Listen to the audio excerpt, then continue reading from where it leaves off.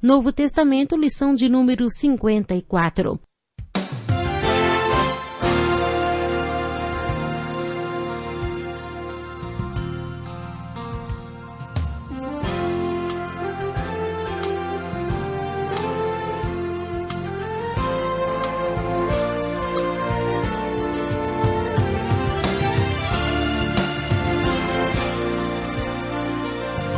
Talvez você tenha feito constantemente estas perguntas.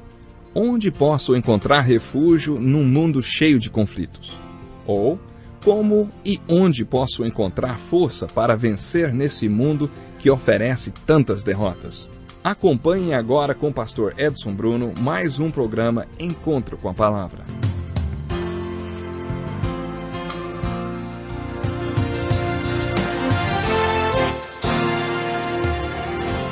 Bem-vindo a mais um Encontro com a Palavra, um programa de estudo de toda a Bíblia. Através desse curso já estudamos o Velho Testamento e agora estamos estudando as cartas de Paulo no Novo Testamento. Se você é um ouvinte novo do nosso programa, não pense que chegou tarde demais, hein? Nunca é tarde para começar a estudar a Palavra de Deus. Hoje continuaremos o estudo da segunda carta de Paulo à Igreja de Corinto. Você já está com sua Bíblia? Acomode-se e abra em 2 Coríntios, capítulos 8 e 9. É bom lembrar mais uma vez que estamos fazendo um estudo introdutório e procurando dar uma ideia geral desta carta. Não vamos esgotar todas as verdades contidas nela.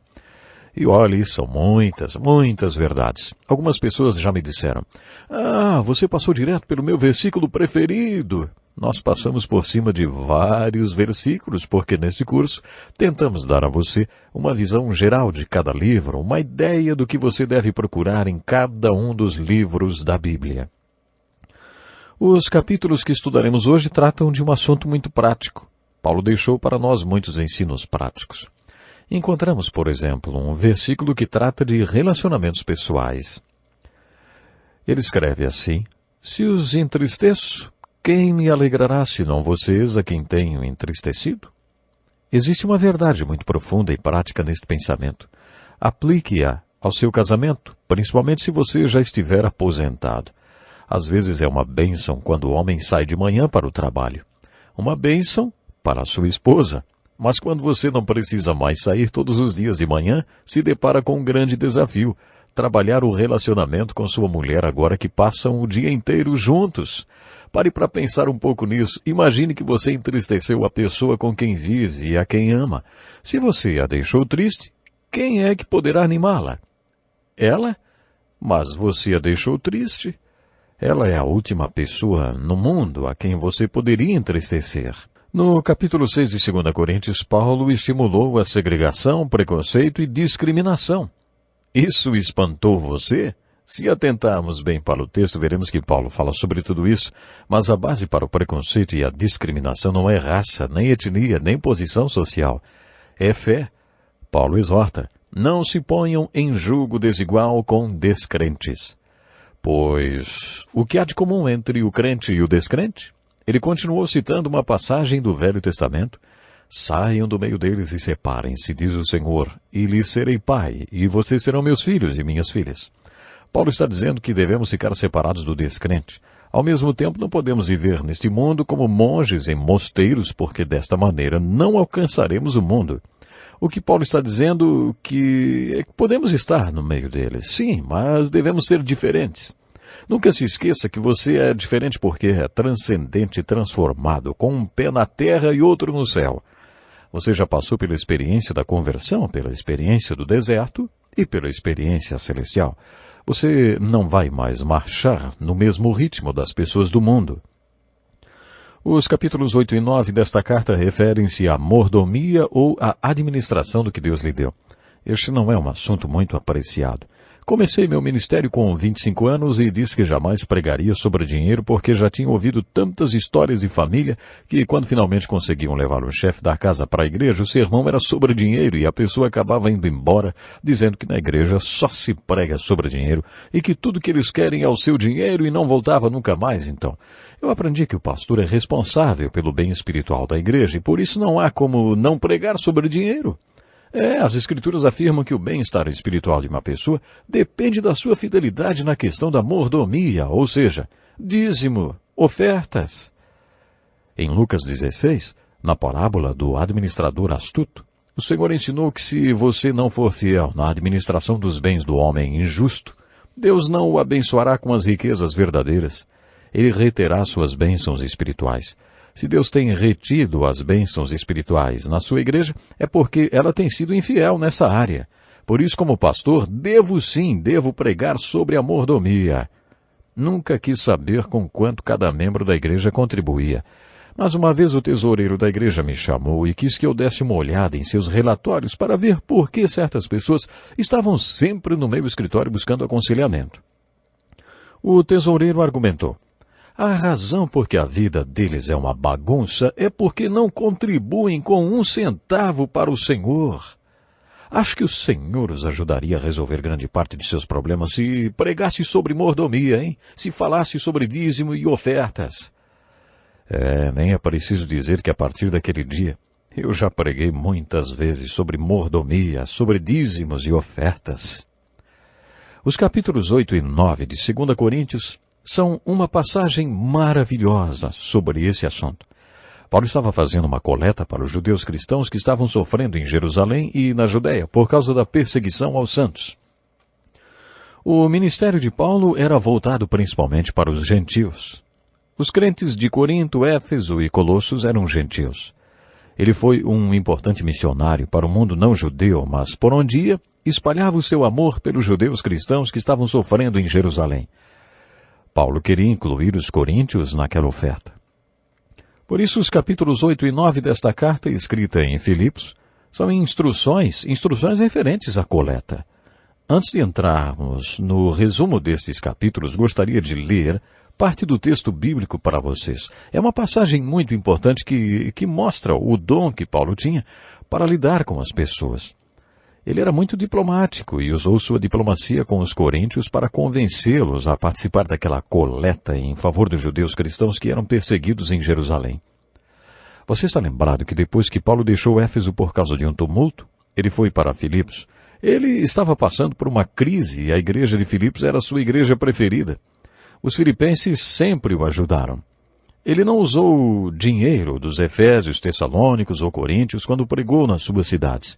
Se a igreja de Filipos não lhe mandasse dinheiro, ele fazia tendas para se sustentar e sustentar toda a sua equipe. Ele preferia isso do que receber dinheiro de pessoas que ainda não eram espirituais. Até aquele momento ele só recebia contribuições dos filipenses. Paulo teve uma atitude muito bonita quando escreveu aos coríntios da cidade de Filipos. Ele procurou passar para os coríntios o padrão da igreja de Filipos, ou o padrão dos irmãos da Macedônia, como ele se referia. Em outras palavras, ele disse aos coríntios: quero que saibam como eles fazem aqui em Filipos, e que aprendam sobre o ministério de contribuir. Quero que saibam qual é a atitude deles e quais são suas motivações neste ministério. Ouça as palavras de Paulo aos coríntios. Agora, irmãos, queremos que vocês tomem conhecimento da graça de Deus. A graça de Deus que ele concedeu às igrejas da Macedônia. No meio da mais severa tribulação, a grande alegria e a extrema pobreza deles transbordaram em rica generosidade, pois dou testemunho de que eles deram tudo quanto podiam, e até além do que podiam. Por iniciativa própria, eles nos suplicaram insistentemente o privilégio de participar da assistência aos santos. E não somente fizeram o que esperávamos, mas entregaram-se primeiramente a si mesmos ao Senhor, e depois a nós pela vontade de Deus. Assim recomendamos a Tito que, assim como ele já havia começado, também completasse esse ato de graça da parte de vocês. Todavia, assim como vocês se destacam em tudo, na fé, na palavra, no conhecimento, na dedicação completa e no amor que vocês têm por nós, destaquem-se também neste privilégio de contribuir. Não lhes estou dando uma ordem, mas quero verificar a sinceridade do amor de vocês, comparando-o com a dedicação dos outros. Deste texto, destacamos um versículo muito bonito. Diz assim: pois vocês conhecem a graça de nosso Senhor Jesus Cristo, que, sendo rico, se fez pobre por amor de vocês, para que por meio da sua pobreza vocês se tornassem ricos. Paulo continua aconselhando aos coríntios. Convém que vocês contribuam, já que desde o ano passado vocês foram os primeiros, não somente a contribuir, mas também a propor esse plano. Agora completem a obra para que a forte disposição de realizá-la seja igualada pelo zelo em concluí-la, de acordo com os bens que vocês possuem. Porque se há prontidão, a contribuição é aceitável de acordo com aquilo que alguém tem e não de acordo com o que não tem. Nosso desejo não é que outros sejam aliviados enquanto vocês são sobrecarregados, mas que haja igualdade. No presente momento, a fartura de vocês suprirá a necessidade deles, para que por sua vez a fartura deles supra a necessidade de vocês. Então haverá igualdade, como está escrito. Quem tinha recolhido muito não teve demais, e não faltou a quem tinha recolhido pouco. Agradeço a Deus por ter Ele posto no coração de Tito o mesmo cuidado que tem por vocês, pois Tito não apenas aceitou o nosso pedido, mas está indo até vocês com muito entusiasmo e por iniciativa própria. Com ele estamos enviando o irmão que é recomendado por todas as igrejas por seu serviço no Evangelho. Não só por isso, mas ele também foi escolhido pelas igrejas para nos acompanhar quando formos ministrar esta doação, o que fazemos para honrar o próprio Senhor e mostrar a nossa disposição. Queremos evitar que alguém nos critique quanto ao nosso modo de administrar essa generosa oferta, pois estamos tendo cuidado de fazer o que é correto, não apenas aos olhos do Senhor, mas também aos olhos dos homens. Além disso, estamos enviando com eles o nosso irmão que muitas vezes e de muitas maneiras já nos provou que é muito dedicado e agora ainda mais por causa da grande confiança que ele tem em vocês. Quanto a Tito, ele é meu companheiro e cooperador entre vocês. Quanto a nossos irmãos, eles são representantes das igrejas e uma honra para Cristo. Portanto, diante das demais igrejas, demonstrem a esses irmãos a prova do amor que vocês têm e a razão do orgulho que temos em vocês. Não tenho necessidade de escrever-lhes a respeito dessa assistência aos santos. Reconheço a sua disposição em ajudar e já mostrei aos macedônios, referindo-se aos filipenses, o orgulho que tenho de vocês, dizendo-lhes que desde o ano passado vocês da Acaia estavam prontos a contribuir. Vamos primeiro analisar a qualidade da contribuição dos crentes em Filipos. Paulo diz que eles entregaram-se primeiramente a si mesmos ao Senhor e depois a nós, pela vontade de Deus.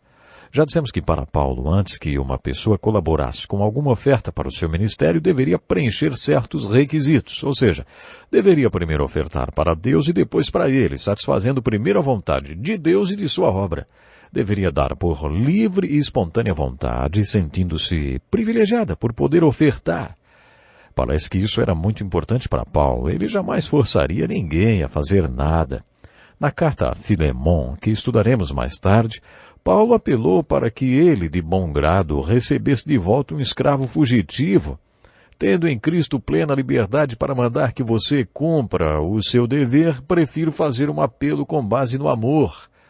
Para Paulo era importante que as pessoas tomassem suas atitudes de livre e espontânea vontade. Assim deveria ser a oferta, uma oferta espontânea, por vontade própria. Deus ama quem dá com alegria, não quem dá com relutância. Os filipenses tinham dado com alegria e generosamente, o que nos ajuda a entender melhor o princípio da mordomia. Quando alguém dá uma boa oferta, as outras pessoas ficam se perguntando se quem está ofertando é rico e logo pensam, para ele é fácil fazer isso. Mas, de acordo com Paulo, os filipenses, no meio da mais severa tribulação, a grande alegria e a extrema pobreza deles transbordaram em rica generosidade. Eles não eram generosos porque eram ricos. Pelo contrário, eles estavam passando por provações. Isso nos leva à questão da possibilidade. Paulo falou sobre isso quando mencionou que eles deram tudo quanto podiam e até além do que podiam. O que será que significa dar além do que se pode? Os filipenses davam baseados naquilo que tinham e não no que não tinham. Muita gente pensa que se tivesse $1 milhão, ofertaria mais ao Senhor. Mas a mordomia consiste em dar o que se tem. Preste atenção nessa história. Um jovem pastor tinha entre os líderes da sua igreja um homem muito rico. Esse pastor era meio preconceituoso em relação a pessoas ricas, porque achava que elas jamais poderiam ser crentes fiéis. Este homem, que tinha idade para ser pai do pastor, percebendo preconceito, um dia levou o pastor para dar uma volta de carro, Como um pai leva o seu filho para passear e conversar. Durante o passeio, o homem rico mostrou todas as suas propriedades pela cidade. Em dado momento, o jovem pastor disse que não saberia o que fazer com tanto dinheiro, ao que o senhor rico então respondeu: mas o Deus que eu sirvo sabe, e foi por isso que ele não fez você rico. A partir daí, aquele homem começou a compartilhar com o jovem pastor sua visão, dizendo que ele era rico porque Deus sabia que podia confiar a ele aquele dinheiro. Ele foi o filho mais velho de uma família de 9 filhos. Quando seu pai morreu, ele estava fazendo faculdade. Seu pai lhe deixou a responsabilidade de mandar todos os seus irmãos menores para a faculdade, para que eles se tornassem missionários. Antes do pai morrer, ele prometeu que lutaria por isso. Durante a depressão, quando o último irmão foi para a faculdade, seu contador veio lhe cumprimentar. Ele perguntou por quê, e o contador respondeu: eu queria saber como é apertar a mão de um milionário. Ele tinha se tornado dono de uma conta de $1 milhão, numa época em que $1 milhão valia muito mais do que hoje. Naquele tempo, aquele homem sozinho já sustentava 120 missionários. Ele já era aposentado, mas o trabalho com os missionários era como se fosse um emprego de tempo integral, era sua atividade principal. Então ele falou para o jovem pastor: Deus pode colocar dinheiro na minha mão. A essa altura o jovem pastor disse: se eu tivesse muito dinheiro, daria muito para o Senhor. Aí o homem rico perguntou: quanto você dá hoje, hein? Se hoje você não dá nem 10%, você não daria muito para Deus, nem se tivesse milhões de dólares. Sabe, o nosso contribuir, nossa mordomia, não deve estar baseada no que não temos, mas sim no que temos. Vamos ver juntos os padrões de contribuição dos filipenses. Os filipenses davam além das suas possibilidades. Será que você consegue fazer isso? É por isso que no início do capítulo 8, Paulo falou: queremos que vocês tomem conhecimento da graça que Deus concedeu às igrejas da Macedônia. Essa palavra graça corresponde à palavra grega charis, que significa poder e bênção de Deus sobre sua vida. A questão não está no que você conquista, retém ou consegue. A questão está no que se torna possível com a graça de Deus na sua vida. Você pode provar a graça de Deus no que se refere a dar e ofertar, que é a graça de contribuir. Existia também o princípio da igualdade na contribuição dos filipenses. Quando Paulo escreveu: mas que haja igualdade, ele estava se referindo a um aspecto muito subjetivo. Eu não sei como Deus faz, mas Ele faz. Ele pega a contribuição de alguém que ofertou com extrema dificuldade, como a viúva que deu sua última moeda, e faz daquela quantia mais do que os milhares que não farão nenhuma falta para o milionário. Esta igualdade só é possível através da graça de Deus. A contribuição deve ser proporcional ao que cada um tem. No Velho Testamento encontramos a ordem do dízimo, que corresponde à 10ª do que a pessoa tem. Mas o dízimo não representa apenas uma 10ª, mas a primeira 10ª. De acordo com Malaquias, o povo estava roubando de Deus porque estava retendo o dízimo. Além do dízimo, que pertence a Deus, eles ofertavam. E além das ofertas, eles também ofereciam sacrifícios. No segundo livro de Samuel, Davi demonstrou o que significava ofertar para ele. Ele diz: não oferecerei ao Senhor, o meu Deus, holocausto que não me custe nada. Ofertar com sacrifício era algo proporcional. 10% para um trabalhador que ganha um salário mínimo pode significar muito mais do que 10% do salário de um diretor de empresa. As duas quantidades são dízimos. Mas se os dois vão oferecer um sacrifício ao Senhor, então o diretor de empresa terá que dar alguma coisa que lhe custe, que lhe sinta no bolso. Ele talvez tenha que dar muito mais do que os 10% do dízimo. O conceito do Novo Testamento é que tudo pertence a Deus e não apenas os 10%, e nós somos apenas mordomos, administradores ou gerentes de tudo que Deus nos entregou. A questão é que um dia você deixará de ser mordomo e terá que prestar contas. O conceito de mordomia não implica em quanto você deu, mas no porquê reteve tanto. Por que você gastou tanto com você mesmo? Você administrou tudo que Deus lhe entregou para a glória de Deus? A igualdade é um princípio muito bonito presente no modelo de mordomia dos filipenses apresentado aos coríntios.